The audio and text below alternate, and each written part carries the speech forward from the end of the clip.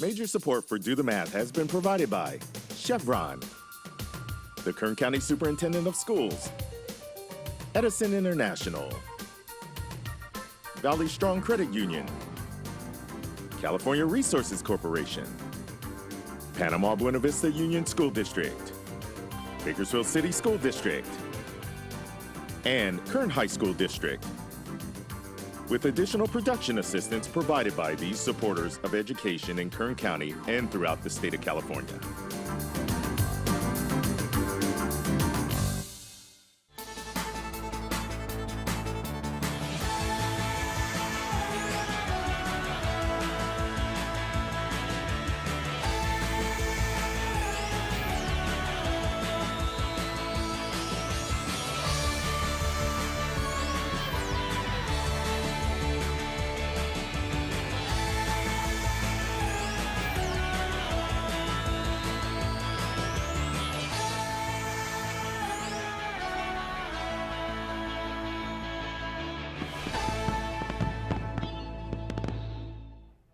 Well, good afternoon and welcome to Do the Math. I'm Michael. I'm Mickey. And in studio with us we have Emmett. Emmett, if somebody needed to get in contact with us, what would they need to do? For math homework help, call in Bakersfield 636-4357. Anywhere else, 1-866-636-6284. Email dothemath@kern.org. We're online at dothemathonline.net and on social media, Facebook, Instagram, Twitter, and YouTube. All right, nicely done. So, Emmett, where do you attend school and what grade are you in? Stockdale Elementary, and I'm in 4th grade. So how was 4th grade? It's awesome. What is the best thing about 4th grade? Science. Why science? Because we are doing a science fair class thing right now. Oh, so you're getting ready to do a science fair project. Mm-hmm. Oh, that's pretty exciting. And do you have an idea what you're going to do yet? I think I'm going to do something about baking, probably how do different sweeteners affect the sweetness of a cookie. Oh, cool. Well, you know what? If you need somebody to sample the cookies, you can find the old man right here. Let's sample up those cookies as well as Johnny and everybody else in here. Tell me about this T-shirt. What does GATE, what is that? GATE is a special thing for students. If they pass a test, then they get into a special class for advanced students, and it's very fun. You get to learn about Greek mythology and stuff like that. Oh, good. So you enjoy the GATE program. Mm-hmm. That's excellent to hear. Well, let's have you head over to the board quickly, and we're just going to do a quick little problem right now with something that you're working on in class. So, Mick, select a 2-digit number and write it up there for us, please. Okay. Any 2-digit number you like. Oh, let me activate my pen. There we go. Now you might have it. There we go. All right, 26. Emmett, underneath that, under the 6, put any single number you like. But not 0. Anything but 0. Don't put your arm on the board. That way it's not going to write into you. All right. So, yeah, you can erase that. Draw a line underneath your 6 all the way across. Put a multiplication symbol over there. So explain to Mickey how to do 26 times 6, because this is what you're working on in class, right? Take it away. So first you do 6 times 6, which equals 12, and you carry over the 1. Let's double check one more time. So I'll give you 6 plus 6 is 12, or 6 times 2. Double check 6 times 6. 6 times 6 is 36. Beautiful. And you carry over the 3. Okay. And then you do 6 times 2 equals 12, and you add the 3, which equals 15. And so you just write the number 15 by the 6. And then I like to draw a line under it. And then that is my answer. All right. There you go. Nicely done. So a quick little multiplication problem.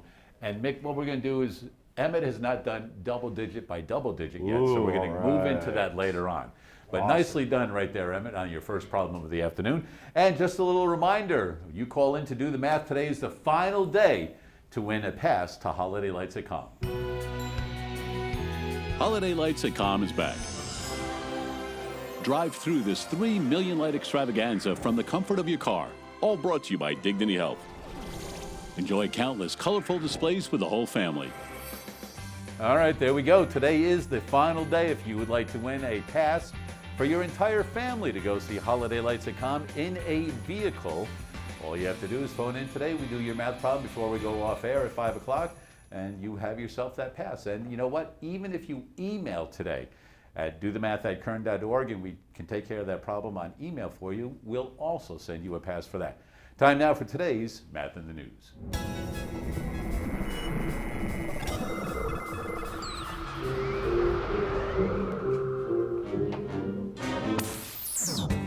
All right, we are celebrating 20 years of Do the Math this year.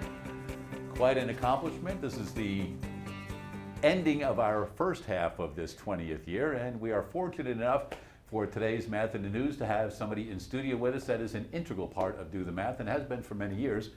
Rob Meszaros. How are you today, Rob? I'm great, Mike. How are you? Thanks for having me. Excellent. Thank you also for helping us wrap up this first half of our 20th season. And you are an employee of the Superintendent of Schools office. I am indeed. And what is your role with the office? So I'm a director of communications. So my primary responsibility is to ensure that the public is well informed about the Kern County Superintendent of Schools office, our people, our programs, and public education in general in Kern County. Okay, and you've been with the county for how long? Almost 10 years. So, Almost 10 years. yeah. And have you been in the same position or have you moved? I've been generally in the same position for those 10 years. Okay. And so director of communication, so you basically let the public know what's going on with the Superintendent of Schools office for the County of Kern. That's correct. Yes. In a nutshell. In a nutshell. Was there anything that guided you to this or something that you did or some experiences that you had when you were a little bit younger or going through school or previous jobs that got you to this? So I was never a math guy. Sorry to say that. Well, but not I was, everybody is a math guy, but you do realize the importance of math. I absolutely There do. we And go. I have 2 high school age kids now, and when they need help, they don't come to me.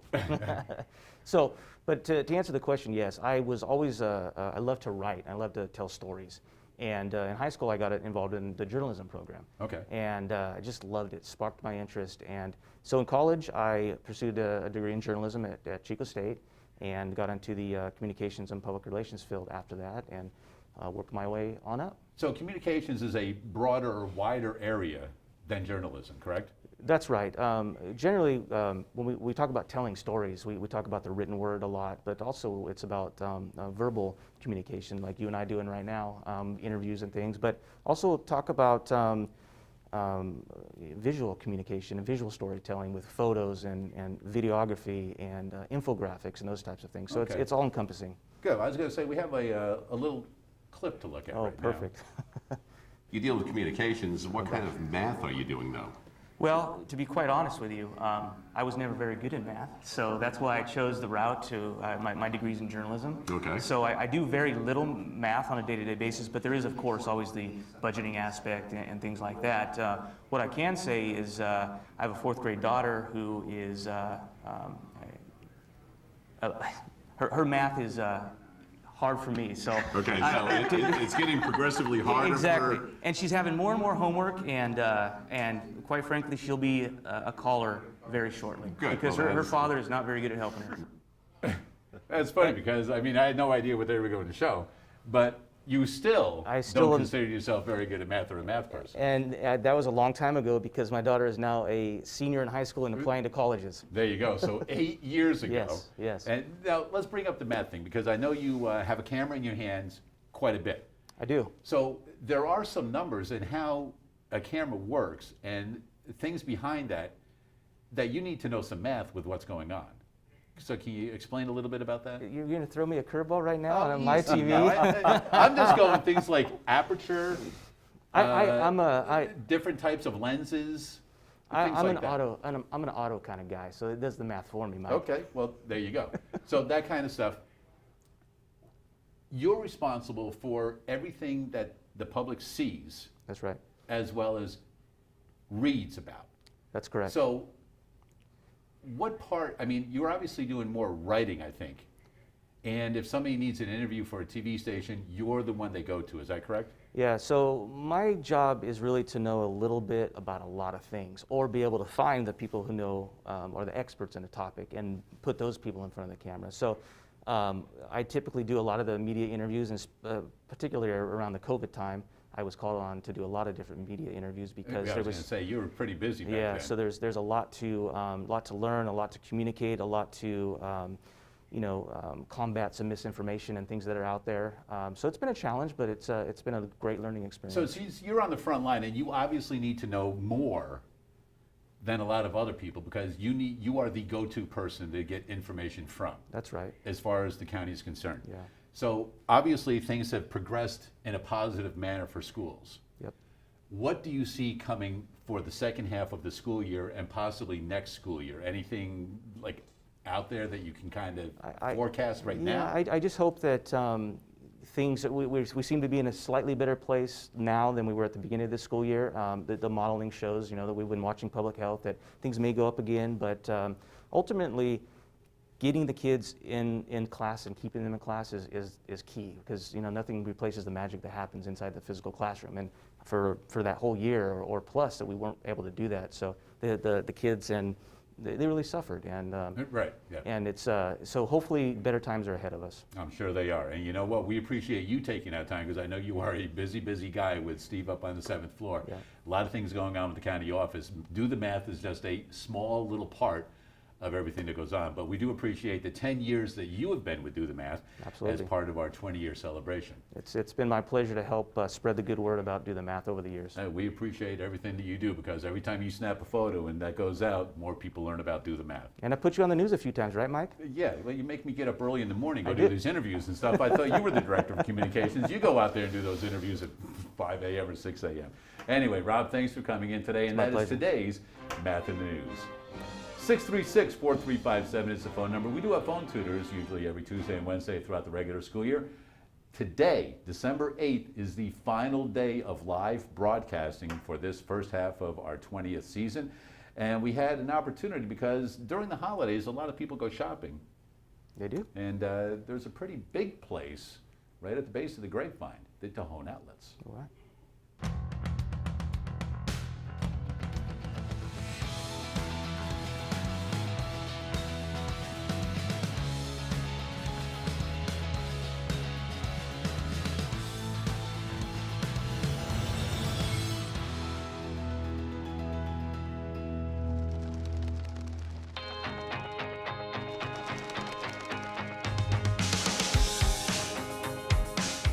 Welcome. We are here today at the outlets at Tohon. If you haven't been out here yet for the shopping experience, I absolutely recommend it.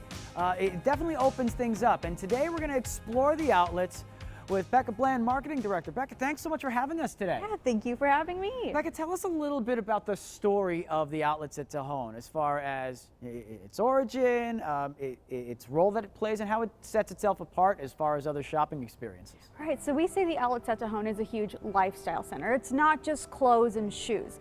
We have home goods, we have athletic wear, we have art. So we say it's more lifestyle. We are hugely a part of our community, especially being Bakersfield. We give a lot to charities. We really want to be involved in the community, and we don't just want to be a shopping center on the I-5. We want to be a part of people's lives. And it's fairly new to the scene, compared to a lot of other retail opportunities in the Kern County area. Tell us a little bit about how the outlets have evolved over the years. Right, so we opened up about 7 years ago. Some stores have come and gone, and as we're listening to people, we get to hear what they want to see. So this is continually evolving by adding different centers, different stores, and most importantly, events that people want to be a part of, whether it be Cinema Under the Stars or Art and Art event. So we really try to listen to our customer base.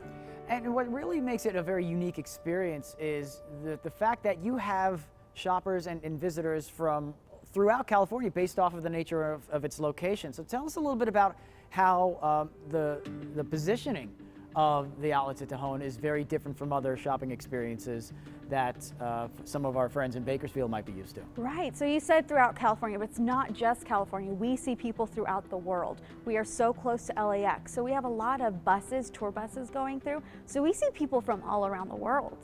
And we get to just hear everyone's stories and be a part of their journey as they purchase things here at the outlets. And that makes it very unique as far as how people arrive. One of the metrics that I think is very interesting that you use to consider the amount of people that come through is shoppers per car. Now, some of our viewers watching through their classroom experiences might be starting to explore rates, a comparison of two different values. So when we talk about a unit rate such as shoppers per car, tell us a little bit about the use of that rate as far as making decisions. So we are all about growth. We want to make sure we are providing a great product for our customers, and how we know is, hey, are people coming? So one of those rates is, like we said, we count the cars that come to the outlets. It's a little hard to count people without having cameras everywhere. That can be really expensive. So we have a few cameras that count the cars. And what we do is about an average, we've noticed about 3 people per car. So we count cars 7 days a week, and the average that we come up is 3 per car.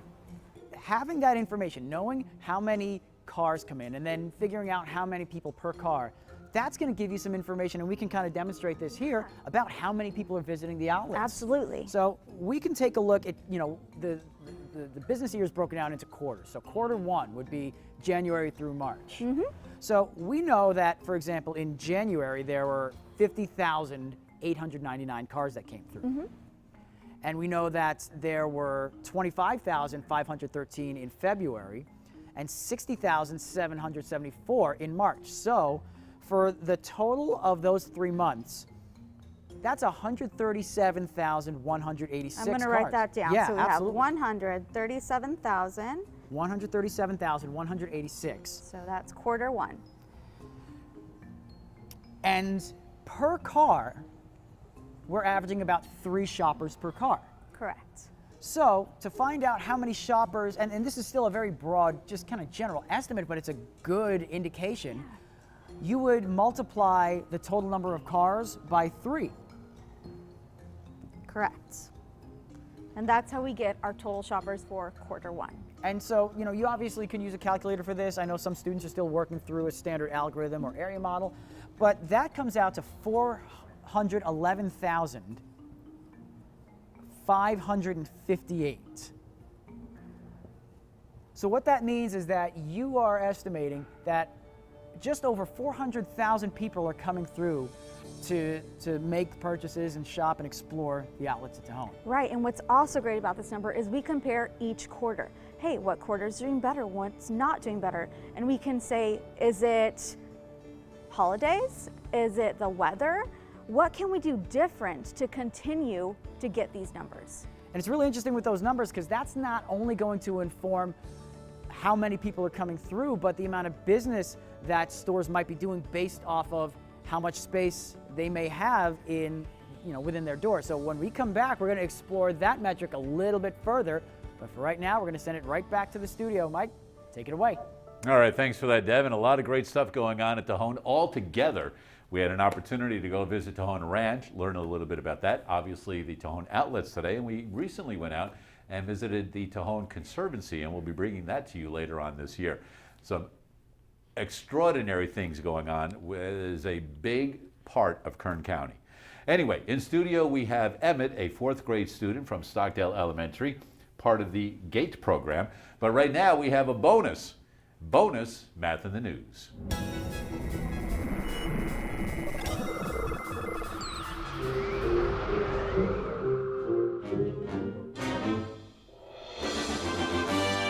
All right, our bonus Math in the News today is because, we have to do it today because people are dealing with holiday lights, and when we come back in January, most people will have those holiday lights down, except for those few that keep them up all year round, but maybe don't turn them on all year round. But anyway, so Emmett, take a look at the screen right here, and just tell me what comes to your mind. What do you think of? What do you see? What do you notice?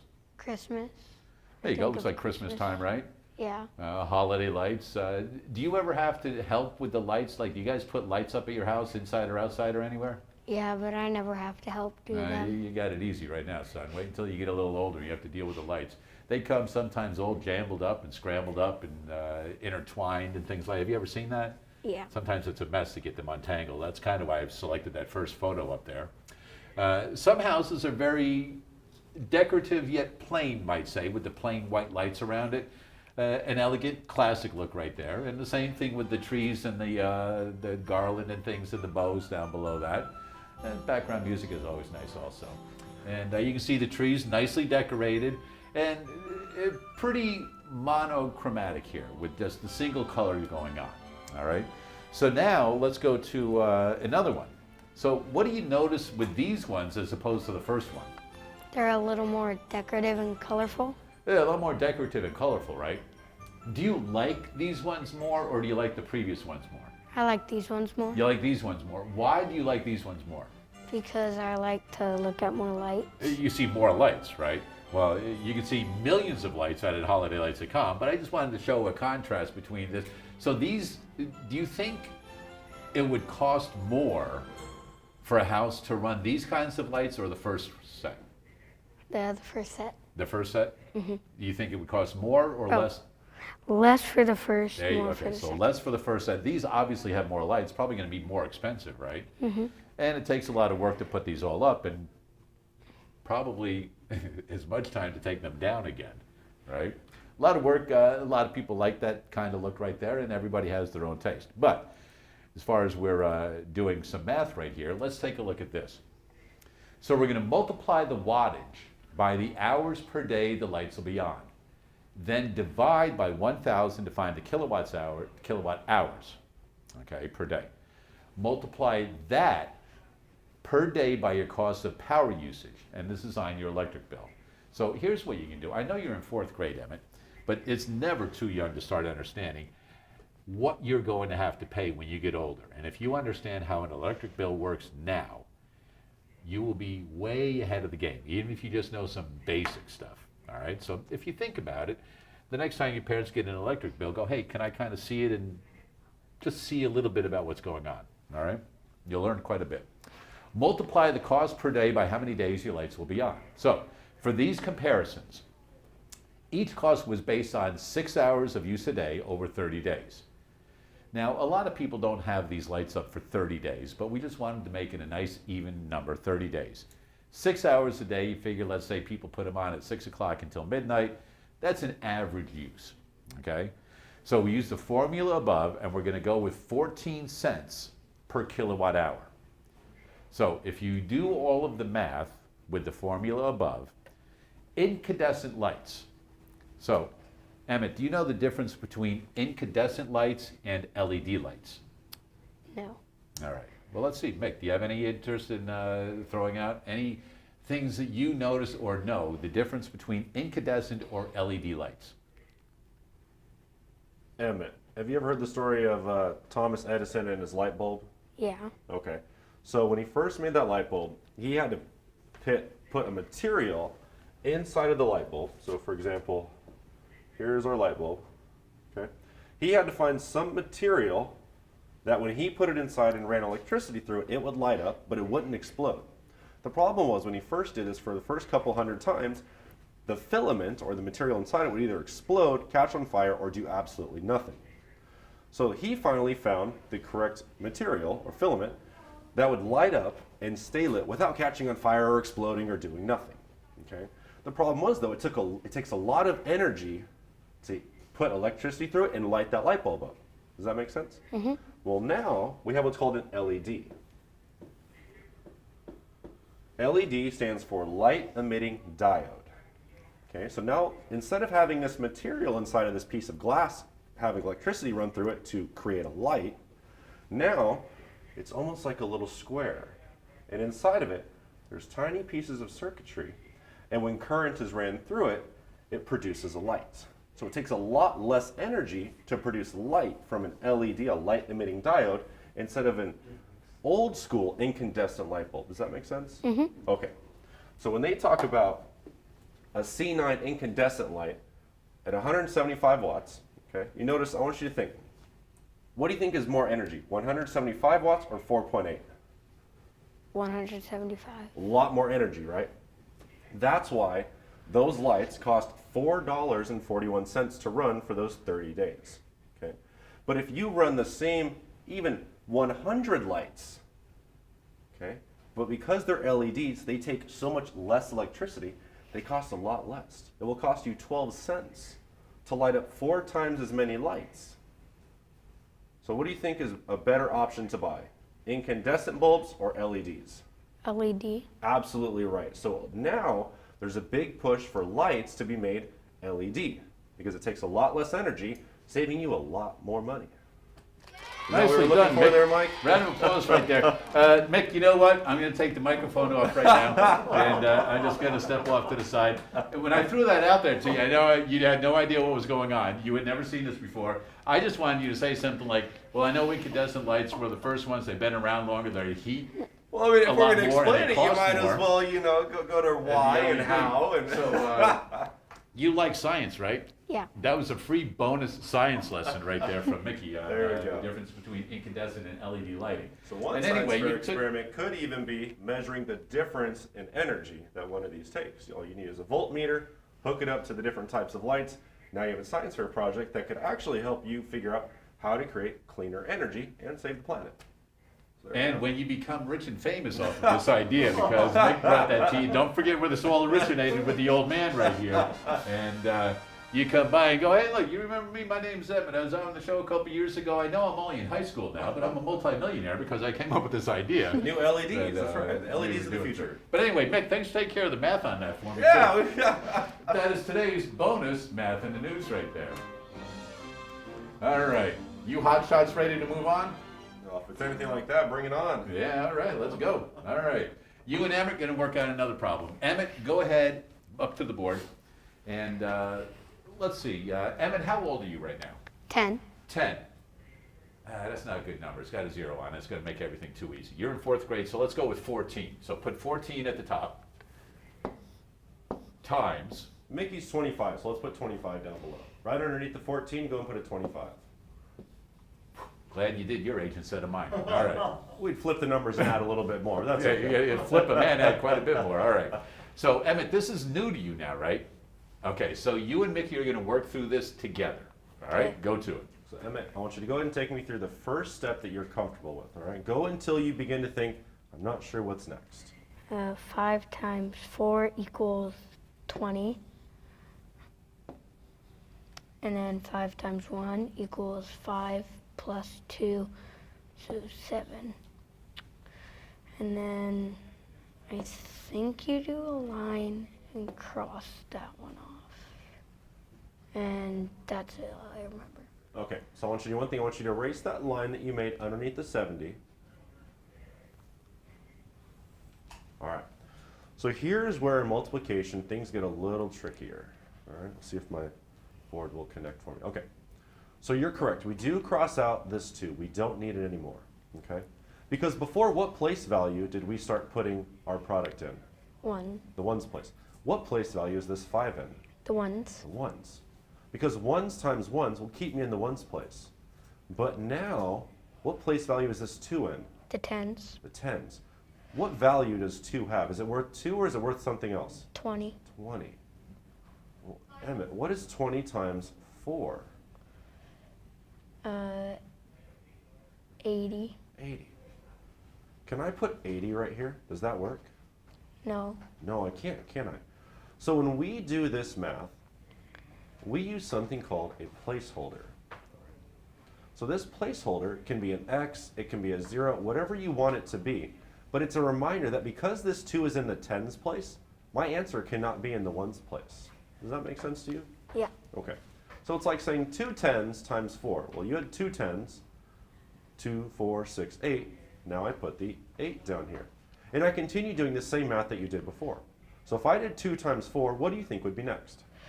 2 times 1. Where do you think we would put that answer? Below the 8. Close. We're actually going to stick it right next to it. So just like before, you did 5 times 4, you put 0 and regroup the 2, right? And then you did 5 times 1 is 5, plus the 2 made 7, so you stuck it right next to it. We do the same thing with the 2. We multiply it, we distribute it to each of these.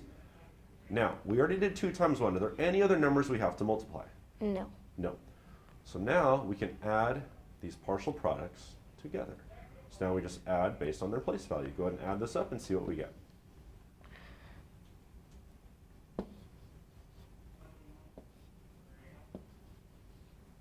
All right, you think you're correct? Yep. Think we did our math. I think it looks great. Way to go, nice job. There you go. Now you've got introduced to double digits with double digit multiplication right there. Nicely done, Emmett.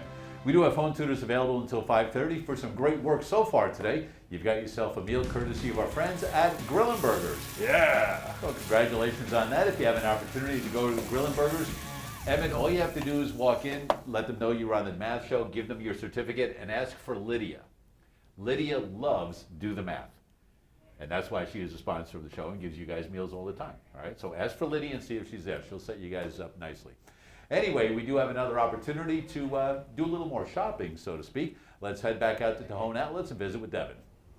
Hey, thanks a lot. We're back here at the outlets at Tohon with Becca Bland, marketing director, and we've shifted positions over here. This is a really wonderful space. Tell us a little bit about this part of the outlets. So what's really interesting about positioning at the outlets is the prime spots everybody wants, but that means you got to pay a little bit more. So for instance, this is a very, very popular spot because of the fountain. It's great. It's easy next to the parking. So that's how we determine, hey, if you want this spot, you have to pay a little bit extra, but that will make it up in sales per square foot. When planning out a layout like this, and you have features like a fountain with benches, it makes sense because there's an area to come and relax. It's also a landmark where people can agree to meet if they're in different parts. And while there are so many more people passing through this area, I can imagine that some of the higher name brands would be more interested in positioning in this area with their storefronts. Right, because if you're in a great spot, that means more sales, which everybody wants. That's why we're here. Now, some of the storefronts here, we measure how much space they cover by square footage. Now, for some students that may be unfamiliar with that term, describe what square footage means and how it applies to retail. Right, so square footage is important because that is how much they pay per month to be here. What's really important about square footage is justified in the positioning, but what's also important is how to determine that number, how much people pay per month is, hey, what are the sales per square foot for the whole center? Is that going to justify me being here? Certain types of businesses will need greater square footage, especially if it involves customers walking around, exploring goods. Others maybe not so much, where they know what they want and they can step up to a counter. So generally, what do you notice as far as the types of businesses that have larger square footage versus those that don't potentially need as much? Right, so the larger square footage are the things that have something for the whole family. We have Nike, they're pretty big. H&M has something for the whole family. Something a little smaller, maybe some more boutique, Kate Spade or Michael Kors, a little bit smaller. Not as much for the whole family, but pretty segmented. And one of the metrics you use to determine how much value that these businesses and these stores are pulling in is sales per square footage. So tell us a little bit about that and how that measures out. So we always want our sales per square foot to continue to grow. That's why we do all these metrics. Hey, let's compare last year versus this year or the year before. So how we figure that out is we ask for everyone's sales every single month, and we calculate, hey, what is the sales per square foot? So generally what that means is, so let's take the month of January, for example. Yeah, right? let's do January. So in January, all of the combined revenue, all the combined income was about $1.5 million in sales. So $1,500,000. And in total, the leasable square footage, the amount of square feet available was 320,421, and that includes space that has not necessarily been leased yet. So that could be vacant spaces as well. So how do we use that information, just very generally speaking, to figure out sales per square foot? This one's super easy. You just need the two numbers, the how much sales and how much square feet, and you just divide them. So it's a straight up division problem. Yep. That's calculator friendly with values that large. And so that comes out to about $4.68. So just looking at that measure, what does that mean? How do we interpret that information? So the higher the dollar amount, the more people are willing to pay. So if you have something, hey, maybe you only did $2 a square foot, that's not looking very good. We need to figure out how can we change that. So, when we look at more and more, we can see how there are some really interesting metrics, but they're all very accessible to students who might be exploring rates and division and multiplication and how they relate to each other in making some of these decisions. Absolutely. So when we come back later on, what we're going to do is we're going to tie everything together. We're going to tie sales in per vehicle and all the shoppers coming through to start comparing month to month, year to year, and get a fuller picture of who's coming and what they bring. Right back here at the Outlets at Tohon, we're going to send it back to the studio. Mike, take it away. All right, thanks for that, Devin, and a lot going on out of today. Outlets at Tohon. 636-4357 is the phone number. Today, December 8th, the final day that we are giving away holiday lights at Com passes as we celebrate our 20th season on Do the Math. Right now, we're going to go to the phones. Caitlin, how are you today? I'm good. How are you? I'm wonderful myself, and you are a freshman at Stockdale High School, correct? Yes. All right. I'm just curious, have you phoned in to Do the Math before? Yes. Because I recognize your name, Caitlin. I know there's a lot of Caitlins out there. Did you call during a certain grade more than some other time possibly? Like when you were in 6th or 7th grade or? Yeah, 6th and 7th. Okay, so were you a student at Reagan? Yes. Okay, so good. It is the Caitlin that I'm thinking of. So nice to have you back many years later. Go ahead and read the math problem that you're working on. Determine if a triangle can be formed with the given side length, 3, 6, and 8. All right, so we have a triangle, or we're determining if a triangle can be made with the side lengths 3, 6, and 8. Is that what is that what it sounds like, Caitlin? Yeah. Okay, perfect. So in class, do you have a formula or anything you use to determine if a triangle can be made using certain side lengths? Do you have any formula that you have handy? No. Okay. Have you guys explored this before in class? Yeah. Okay. What do you remember in class when you have a triangle in certain side lengths? You add the 2 smaller lengths to see if it's greater than the 3rd length. Okay. So let's see. If I have 3, 6, and 8. All right. So let's say this one's 3 and this one is 6. If I add these together, what do they become? 9. 9. And is that going to be long enough for an 8? Yes. Okay. So in that sense, yes, this could work. The other question I might have is, have you ever heard of the equation a squared plus b squared equals c squared? Yes. Okay. So this is more of the formula that I'm thinking you might need to use. Have you seen this one before? Yeah. Okay. What do you remember about this one? Do you remember what any of those letters might represent? Not really. Okay. So the letters represent the 3 side lengths. So we would have a squared plus b squared equals c squared. So we would say 3 squared plus 6 squared equals 8 squared. Now what is 3 squared, Caitlin? 9. Okay. 6 squared? 36. And 8 squared? 64. All right. If I do 8 plus 36, is that going to equal 64? Sorry, 9 plus 36. Yeah. Let's double Or check. it's going to be less than? It's going to be less than, isn't it? Because at that point, oh, I'm sorry. Yep, you only get 45. So this is not going to work. Now I'm trying to remember exactly the definition of being able to make a triangle. I want to say what you said earlier. As long as the 2 side lengths are longer than the 3rd one, it should be fine. All right. Now I want to say this a squared plus b squared equals c squared as if it is a 45, 45, 90 degree triangle. So it looks like if we go with the method of the 2 shorter side lengths longer than the first one, it looks like this triangle is good to go, but it does not qualify as what I believe is a 45, 45, 90. Does that make sense to you, Caitlin? Yeah. All right, well, nicely done. Caitlin, nice to hear from you after so many years.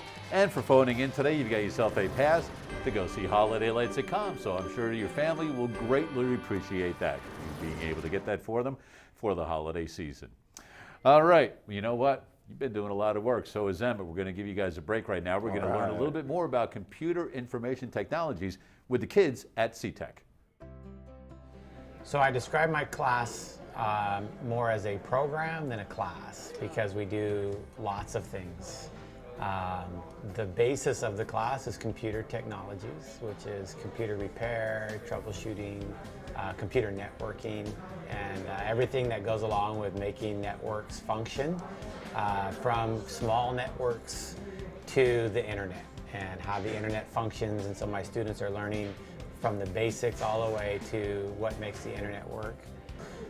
I really think that the class is taking the typical student who shows up to maybe an English class or a science class and maybe doesn't really enjoy it a whole lot, to giving them something that they really enjoy, to understand that learning can be fun, that you can create a program where they're learning and they maybe don't really understand that they're learning. Like they know that they're learning, but it's fun and it's enjoyable.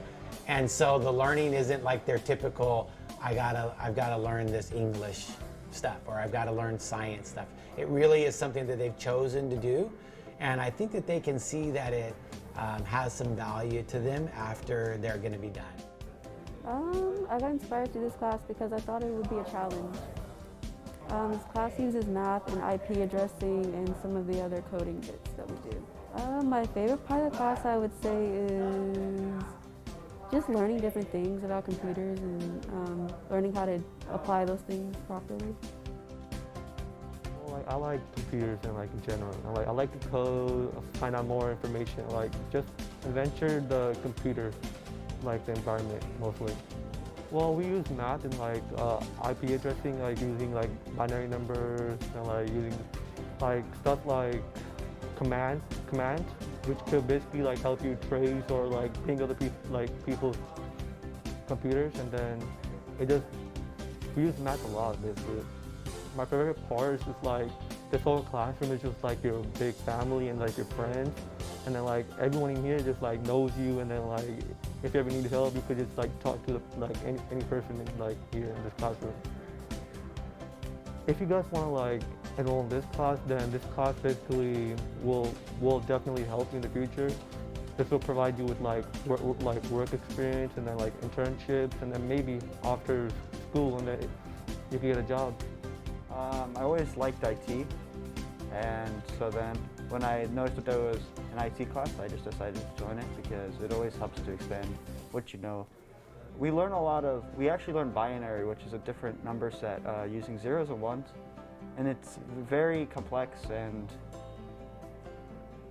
it's a different math field that you completely relearn because it's just zeros and ones. So Mr. Orbson, he's a great teacher. He does a good job to get all the students, even the ones that don't always want to participate, to participate, and any class at CTEC is great. If you like IT, I'd recommend definitely getting into it. It's a great class, great teacher, great atmosphere, and I think everyone at CTEC is very good.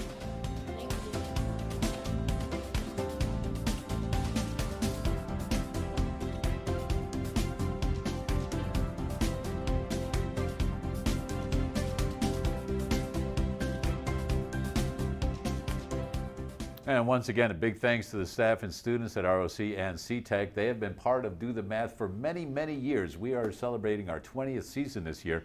And I tell you what, they've been part of Do the Math for at least a decade of it, if not more. I know that we've been going out there for a long time. And the big thing this year that I wanted to mention was all of the videos that you're viewing this year on Do the Math, these are all produced 100% by the students at the CTEC Center. So there have been some great videos all year long. We certainly do appreciate the work that those kids are putting in, and look forward to all of the videos that will be coming the second half of the season. In studio, we have Emmett, a 4th grade student from Stockdale Elementary. And have you been at Stockdale the entire time you've been going to school? Yeah. All right. So you've got a couple of years left, right? So is there anything different about 4th grade? I know you like science, but is there anything different really about 4th grade that you're like, yeah, finally I can do this, or other than be in the classroom finally? Anything compared to 3rd grade or even 2nd grade, that 4th grade is very different or much more enjoyable? Oral language. What is oral language? It's where you memorize a piece from a book or poem, and then you act it out either by yourself with one other person or 5 or less other people. Now, I remember you had to do oral language. Do you remember any of the pieces you had to do? Oh, I did a humorous solo. Something about a cat. Cat's got your tongue. No. I don't know. Something about a cat. I remember it was a long time ago. So, Emmett, are you doing a humorous solo, a serious solo, a duo? Verse choir. Verse choir. Those are difficult because you have to depend on a lot of people to do all their parts. Yeah. And how's it going so far? You guys doing pretty well? Pretty good. Awesome. Glad to hear it. All right, you ready for more math? Mm-hmm. Yeah, that's Let's what I do want. it. It doesn't have to be 100% enthusiastic, but it's good enough for me right now. All right, so you knew how to multiply when you came in. Yeah. You and Mickey went through the 2-digit by 2-digit, and you feel pretty good with that. Yeah. Let's move on, young man. Mick, put a 3-digit number up on the board, please. I will select the next one. Let's go with 63 underneath that, Emmett. So under the 12, put 63. I don't believe that's your age, but I think it's close to it. I think we might be a See little there, closer. sonny boy, we don't need to be worrying about the ages of people right now. It's pretty, let's just say it's close. Ooh, got the buzzer on that one. That means no more. All right. Emmett, go ahead and take me through this. What do you think? 3 times 2 equals 6. And then 3 times 1 equals 3. 3 times 9 equals 27. So... Talk me through, why did you put 27 and not regroup the two? I'm not saying you're right or wrong, I just want you to explain it to me. I did not regroup the 2 because there's no number after it, and this is a different place value than the 3. And I love that's it. why I Keep didn't on going. regroup it. Great explanation. And then, so you cross out the 3, and then you do 6 times 2, which equals 12. Pause for a moment. Remember, what place value is that 6 in? The 1s or the 10s? The 10. So So the 10s. placeholder, Excellent. and then you do the 12 and carry the 1. And then you do 6 times 1 equals 6 plus 1 equals 7. And then 6 times 9 equals 54. So then you just write it like that. Do you have any other numbers to multiply, or are we all done? All done with Okay. multiplication. And you add, and then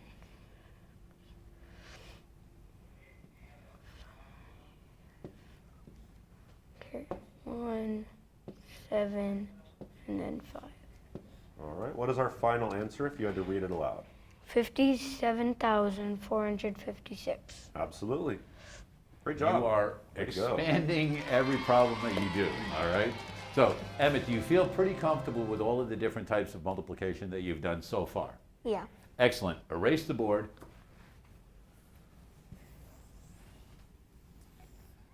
Now for something a little different. Mick, if you would be so kind, 2012 Okay. divided by 4. So, Emmett, are you comfortable with division yet, or have you started that this year? I'm a little comfortable Good, with that's it. what I wanted, a little. So you're kind of familiar with what's going on, but we're going to help you so that you feel pretty good about it, all right? Mick, take it away. All right, Emmett, just talk to me first. How would you sort this problem based on what you know a little bit about division? I think I would do 4 times 2,000. Close. So we do want to focus on the 4 in this 2, all right? So the question is, can this 4 become a 2? By multiplying by 1, 2, 3, 4, 5? Can I multiply 4 times anything to make a 2? 5. What's 4 times 5? 20. But I want to make a 2, so can we make a 2? Like if I do 4 times 1, No. what's that going to give me? 4. 4. So I cannot make a 2, so what I'm going to do is put a 0 up here, okay? Now instead of focusing on 2, my number I'm now looking at is 20. Can I multiply 4 times anything to get close to 20 or equal 20? 5. Aha. So I'll just put a 5 up here. Now what is 4 times 5? 20. So down here, you're going to put minus and whatever that product was of 4 times 5. All right, I want you to go ahead and subtract those. 20 minus 20. All right. Anything left over? No. No. Okay. So what now we focus on is pulling down the next digit. The next digit is a what? 1. 1. So let's bring that 1 right down here. So remember earlier we focused on how do I make a 4 get close to a 2? We knew 4 can't become a 2 or get close to it, right? So we put a 0. And then we said, oh, well, 4 can become 20 by multiplying by 5. Now the new number we focus on is what? 1. 1. Emmett, can 4 become a 1 at all? No. No. And if we do 4 times 1, it's already too big. What did I do last time when 4 couldn't become the 2? What did I put above it? A 0. So we're going to do the same thing here above where that 1 was. Beautiful. Now, remember we thought about 2, and then we included the 0? Mm-hmm. Now I'm going to bring down the 2 and include it. What's our new number? 12.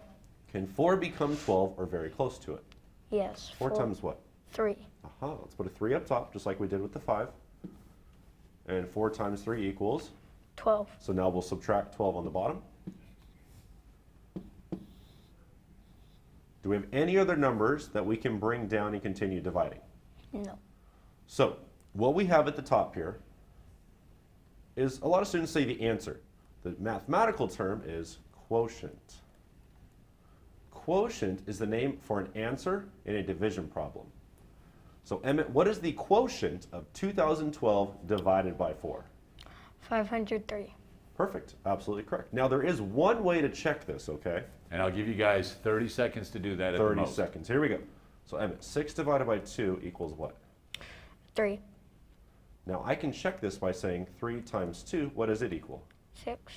Aha, so division can be checked with multiplication. So I can check this by saying 503 times what? 4. 4. It should equal what? 2012. 12. 3 times 4 is 2. Regroup. 4 times 0 is 0, plus 1 is 1. And 4 times 5 is? 20. 20. Hey, do they match? Yeah. Sweet. That means our quotient of 503 is absolutely correct. That's pretty good. You guys did that correctly. You did the math. You can be out and do the math. There you go. Hey. All right. Anyway, we do have one final opportunity. We're going to go back out to the Tohon outlets and visit with Devin and see what's going on. Thank you very much. We're back here with Becca Blend, Marketing Director at the Outlets at Tohon, and right now we're here at the Bird Dog Arts, a really unique space, you know, in the lens of everything else here at the Outlets. Tell us a little bit about where we are right now. So from what we know, this is the first of its kind in California. There's 83 artists that are represented in this space. It's 11,000 square feet. So what that means is every artist represented here is from California. Now that's all kinds of mediums, whether it's jewelry, painting, we have sculptures, there's everything represented in this space, and it's fairly new. It opened in June of this year. What really makes it unique is the transitive nature of the people who usually come through to the outlets, but now you're bringing in artists and a space to appreciate the craft where you don't necessarily have to travel to a specific location. You know, like we think of a lot of museums, and if you're in that city, that's the moment to visit. But if you're passing through, now you have this space to see artists from all across California. Absolutely, and it's a great place for families to come see, hey, what can we put in our house to really commemorate our trip to the Outlets at Tohon or California? Tell us a little bit about some of the styles that you've seen come through just in the few months that Bird Dog Arts and its character have really come to the forefront here. So one of my favorites I've actually purchased is a beautiful handmade ceramic ring holder. But as you walk around, you see so much art, you almost don't know which one's a favorite at this moment. And the variety of mediums, you know, is one thing that really captures your attention, from, you know, wearables to pieces you can post on your wall that are geographic or cultural in nature, but also a chance to interact with some of the elements. You know, one of the things that really caught my attention is the amount of dry erase space around Bird Dog Arts. Right, so we have a lot of families that come by, and this is one of our favorite tables. We want to encourage artists of every age. So if mom and dad are coming to look at art, hey, have the kids sit down and create their own art. Well, as we're familiar with in the education world, dry erase spaces are also very helpful for working out problems and solutions in regards to math. And you know, one of the things we talked about when we were in some of our other locations earlier was, you know, the relationship between the people per vehicle, the sales per square foot, and you can actually also use that in correlation with calculating sales per vehicle even. Absolutely. So we were looking at some of the numbers here and taking a look at the month of June, which I would imagine is one of the busier times of year because of the amount of traveling and vacations and road trips that take place during that time. So in the month of June, there was about $1,500,000 worth of sales, right? Correct. And from what I understand, during hours of operation, so this doesn't include where stores or businesses are closed and people might have parked just for a little bit of a break before continuing on, but during hours of operations, you measured 52,348 vehicles that visited during the month of June during business hours. Correct. And why that's important, the business hours, is because we don't have people shopping here the 24 hours. So we want to say, hey, if we have someone that came in who's just stopping by and we're closed, well, that's not a shopper. So we want to be true to those numbers as much as possible.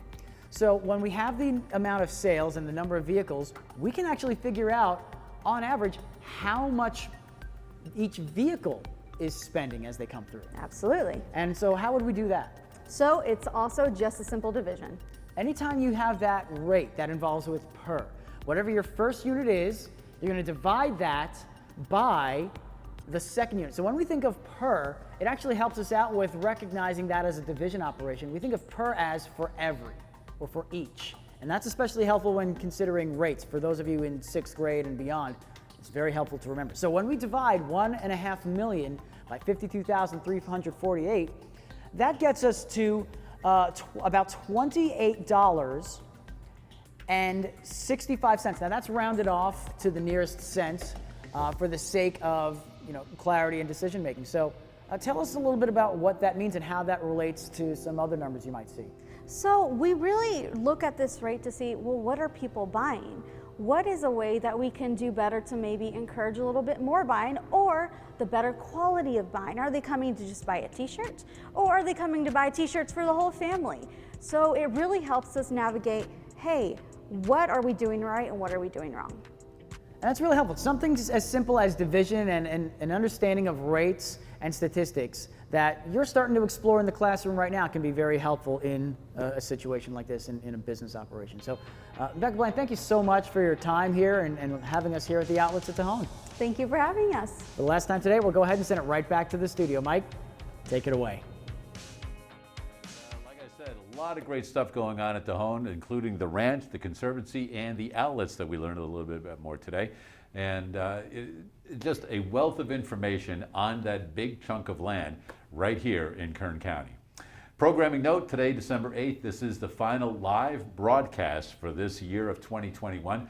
We will be back live in January 2022 to continue the second half of our 20th season this year on Do the Math, something that we all are very proud of. When we first started this thing 20 years ago, John and Terrell can remember, we had no idea, the three of us that are still here, that we'd be standing here 20 years later, but it is still going, very successful, and very pleased to all of the guests that have been able to join us so far this year for our 20th anniversary. Emmett, did you learn a little something today? Yep. Did you have fun today? Yes. That's the important thing right there. Hey, until we meet again, have a great winter break, and until we meet again, continue to do the math.